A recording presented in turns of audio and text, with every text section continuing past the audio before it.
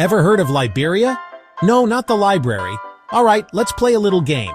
I say a country, you picture something. France, baguettes, maybe a mime in a striped shirt looking vaguely disappointed in you. Japan, bullet trains, sushi, anime characters with hair that defies physics. Now, Liberia, what do you see? If you just pictured a vague map of Africa with a question mark over the west coast, congratulations, you're in the majority. Most Americans know more about the plot of a Marvel movie than they do about the one country on Earth founded by freed American slaves. Yes, you heard that right. A place with a history so deeply intertwined with the United States that it's basically America's long-lost cousin who never gets invited to Thanksgiving. You see, Liberia is like that one relative who shows up to the family reunion with wild stories you can't believe are true. It's a place that looks at the American instruction manual and says, "Nah, I'm good. I'll figure it out myself, and I'll make it weirder." This isn't your textbook African nation. It's a country forged from a bizarre historical experiment, resulting in a culture that's a mashup of Southern Baptist propriety, ancient West African traditions, and a healthy dose of "we'll do it our way." It's a place where the capital is named after a U.S. president, but the real power might be held by a secret society that can supposedly turn into leopards.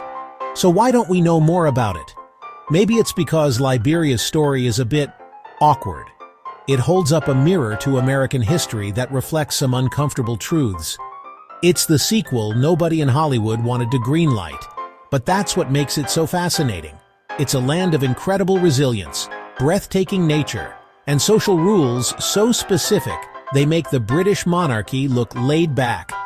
We're about to peel back the curtain on this enigma, and trust me, what you're about to learn will make you question everything you thought you knew about flags, last names, and what you should never, ever do with your left hand.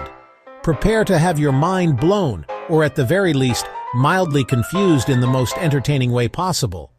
This isn't just a list of facts, it's a journey into one of the world's most misunderstood and frankly wildest places. We're going to dive into its secrets, its quirks, and the taboos that will make you think twice before pointing at anything ever again. Forget what you learned in geography class, which was probably nothing, and get ready to meet the real Liberia. It's time to finally send that Thanksgiving invitation and see what kind of stories this cousin has to tell. You won't be disappointed. First up, let's get the big one out of the way. Fact number 1, Liberia was founded by the U.S. as a home for freed slaves. Now this sounds noble, right? Like a grand gesture of abolitionist goodwill. But hold on, the American Colonization Society, the group behind this, was a mixed bag of people. Some were genuinely trying to do good. Others just thought, this whole free black people in America thing is making us uncomfortable. Let's move them elsewhere. It's like breaking up with someone and then offering to pay for their one-way ticket to another continent. The result was a nation built by people who had just escaped one version of America, only to create a miniature, slightly off-brand version of it in Africa. This leads us directly to fact number 2. Liberia's flag is a near-perfect copy of the American flag, but with a twist. It has red and white stripes. It has a blue square in the corner, but it only has one star. One. It's like they were designing it and said, look, we like the American vibe, but let's be honest, managing 50 states sounds like a nightmare. Let's just stick with one big idea: unity. The single star, the Lone Star, represents Africa's first independent republic. It's a powerful symbol, but for an American, it's also visually jarring. It's like seeing a version of the Coca-Cola logo spelled Coca-Cola. You know what it's supposed to be, but something is just off. The symbolism doesn't stop with the design. Imagine being an indigenous person in West Africa in the 1820s. Suddenly, a group of people who look like you but talk like American Southerners show up, plant a flag that looks suspiciously like the one flown by powerful Western nations, and declare this their new home. The Americo-Liberians, as the settlers were called, created a ruling class, and for over a century, the political dynamic was defined by the tension between the newcomers and the 16 indigenous ethnic groups who were already there. It's a complex, layered history that started with a flag. So while the flag is a proud emblem of Liberian independence, it's also a constant reminder of its bizarre, complicated, and deeply American origins. It's a piece of vexillological trivia that tells a 200-year-old story of hope, conflict, and the strange but true creation of a nation. It flies as a testament to a group of people who took a design meant to represent a new world power and repurposed it to symbolize their own freedom on their own terms, even if those terms looked suspiciously familiar. It's the ultimate historical remix. Let's talk politics, but fun politics. Fact number 3, Liberia's former president George Weah was one of the world's greatest soccer players. I'm not exaggerating. This guy won the Ballon d'Or. Imagine if Tom Brady, after winning his 7th Super Bowl, just decided, I'll run the country now. And then he won. That's George Weah. He went from global sports icon to head of state, played for AC Milan, played for Chelsea, executive mansion, head of state. It's the ultimate career pivot. In America, we have actors who become governors. Liberia looked at that and said, hold my beer, we're electing a striker. His presidency was a huge deal, shifting power away from the old Americo-Liberian elite. He grew up in the slums of Monrovia. His rise resonated with ordinary Liberians, a victory for the underdog, kid from the streets to president. It shatters the American idea of a politician's resume. No law degree from Harvard? No problem. Can you score a bicycle kick against Bayern Munich? You're hired. Now, where did President Weah live and work? In the capital city. Fact 4. Monrovia is named after U.S. President James Monroe. James Monroe. This is just wild. No other foreign capital is named after an American president. It's a glaring reminder of the country's origins.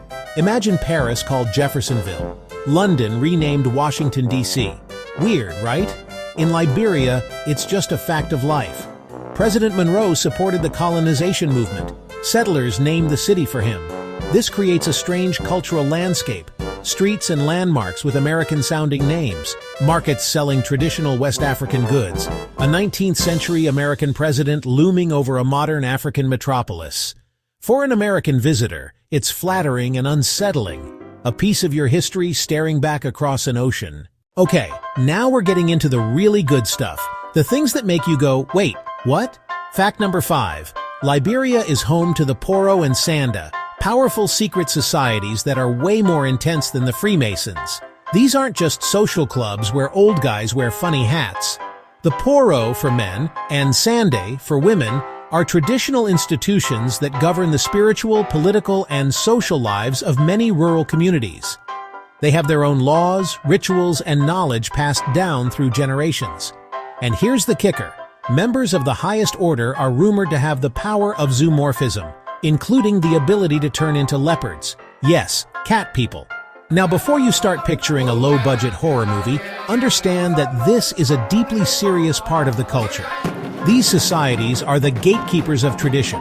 They run bush schools where children are taught about their heritage, community values, and survival skills, things not covered in a formal education system.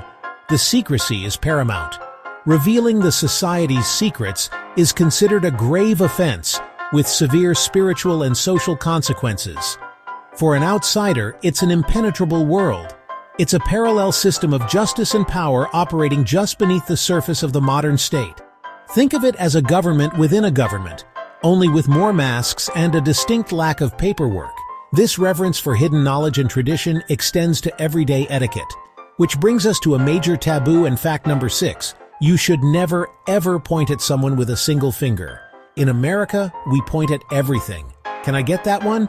Hey, you, over there.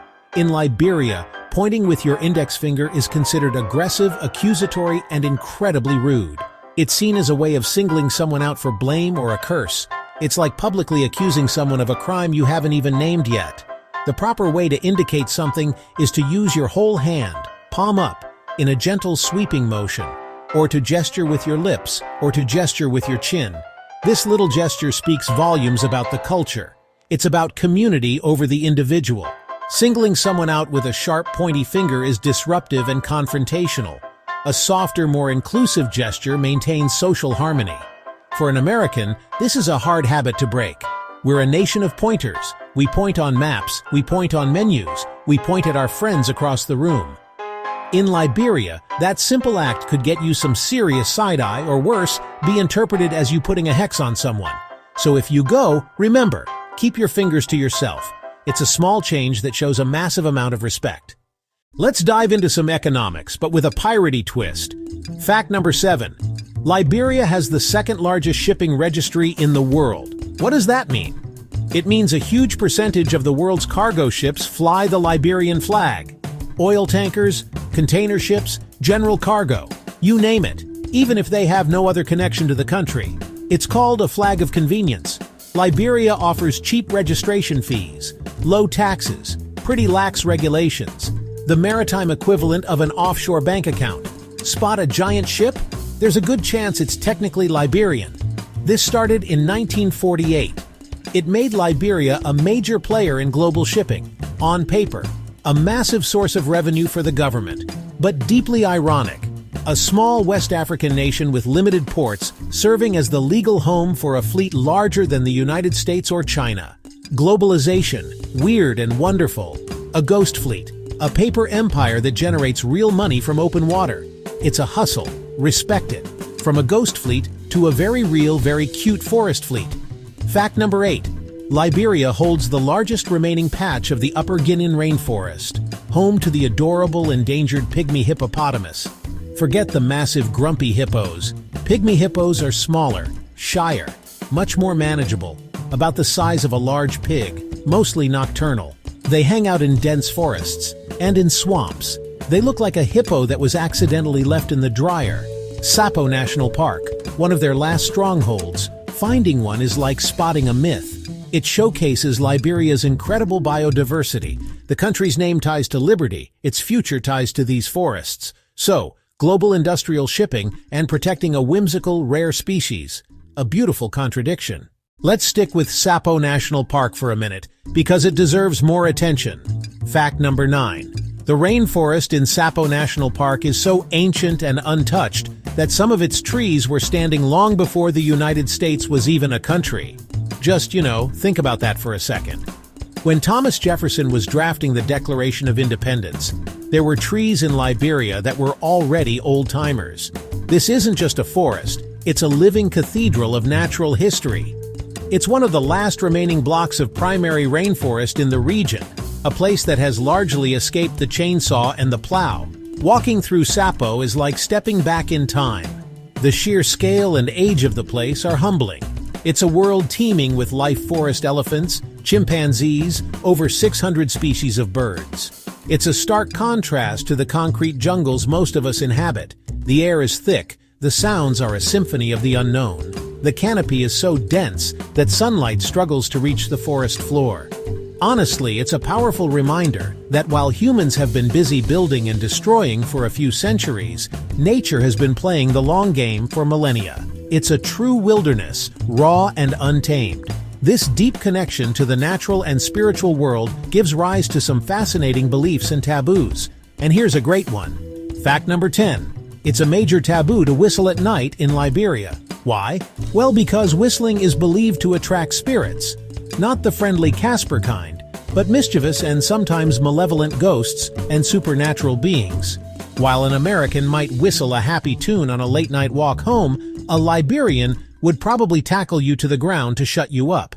It's seen as an open invitation for otherworldly entities to come and cause trouble.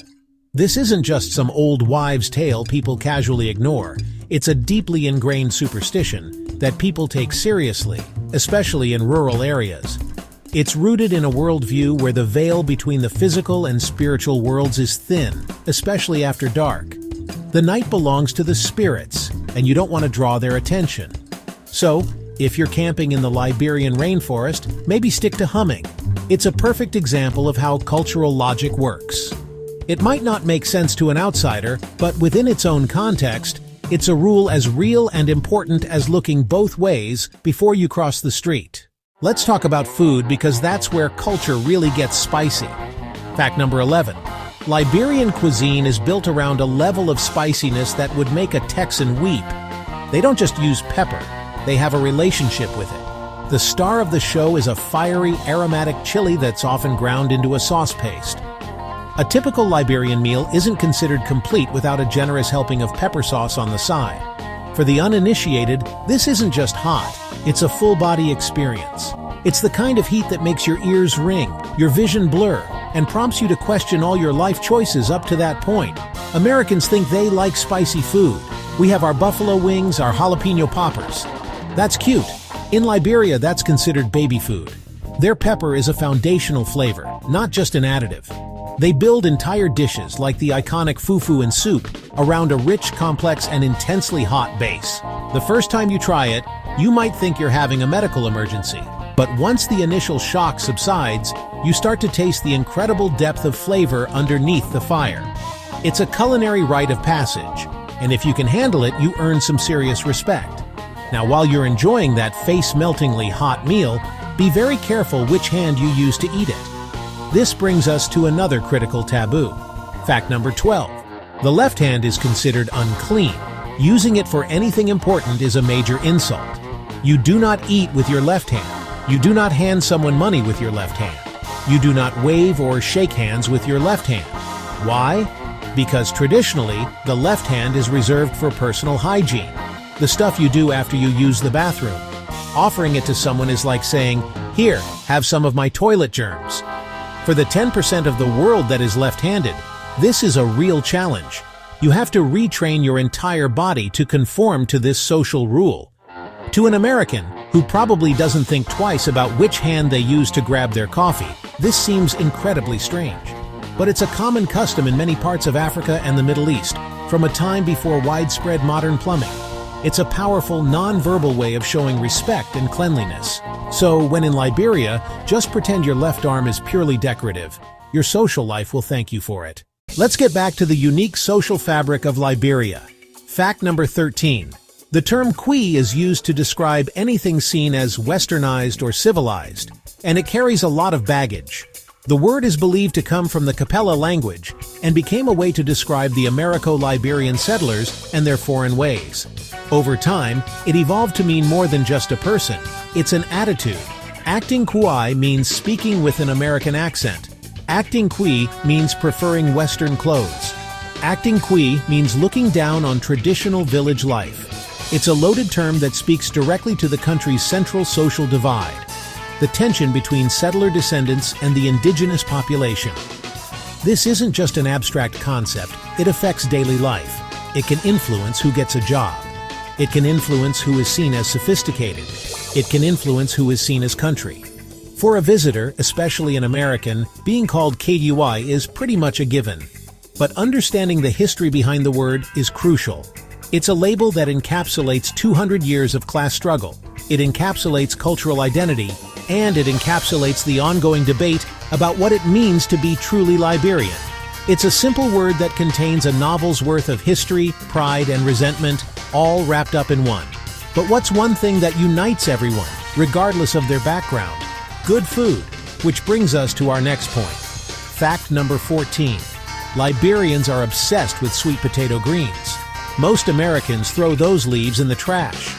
In the United States, we cultivate sweet potatoes for their sugary orange root. The leaves and stems? That's compost. In Liberia, that's the best part. Sweet potato greens are a staple vegetable. They're stewed down with onions, with peppers, with fish, or with meat, into a delicious savory sauce that's served over rice. It's nutritious, it's flavorful, and it's everywhere. This is a perfect example of how one culture's trash is another culture's treasure. It highlights a completely different approach to agriculture and food. Why waste a perfectly good edible part of the plant? Liberian cuisine is resourceful, using every bit of what the land provides. For an American to see a plate full of what they consider yard waste being served as a national delicacy is a mind-bending experience. But one taste of well-made sweet potato greens stew, and you'll start looking at your garden in a whole new way. You'll be wondering what other delicious secrets you've been throwing away. So there you have it. A country founded by Americans that most Americans know nothing about. A place with a flag that's a tribute band to the Stars and Stripes. A nation that elected a soccer god as its president. Names its capital after James Monroe. Is home to pygmy hippos, leopard people societies. A culture where pointing is a declaration of war. Whistling at night is an invitation to ghosts. Your left hand is your worst enemy. If your brain feels a little scrambled right now, good. That's the point. Liberia defies easy categorization. It refuses to fit into the neat little boxes we create for other countries. The real secret of Liberia isn't just these 15 facts. It's the fact that a place so complex, so resilient, so utterly unique can exist right under our noses, completely off our radar. It challenges the monolithic idea of Africa that so many people hold: safaris, poverty, war. Liberia's story is far more specific, more personal, more interesting. It's a story about identity, the collision of worlds, people forging a path that is uniquely their own, borrowing from one culture while staying deeply rooted in another. This isn't just about Liberia, though. It's about us. It's about our own blind spots and the assumptions we make. We think we live in a globalized, connected world, but most of the time we're just scrolling through a curated feed that reflects our own biases back at us. The world is infinitely weirder, more wonderful and more complicated than we give it credit for. The greatest travel destinations aren't always the ones with the most famous monuments, but the ones that rewire your brain and make you question what you thought you knew. I dare you to be more curious. I dare you to look at a map and pick a country you know nothing about and fall down a rabbit hole. I dare you to reconsider what you think you know about Africa, about history, about your own country's place in the world. Liberia is waiting, with its spicy pepper sauce and its pointy-finger taboos, ready to blow your mind. The only question is, are you ready to listen to its stories? Because trust me, they are far from over, and they are definitely worth hearing.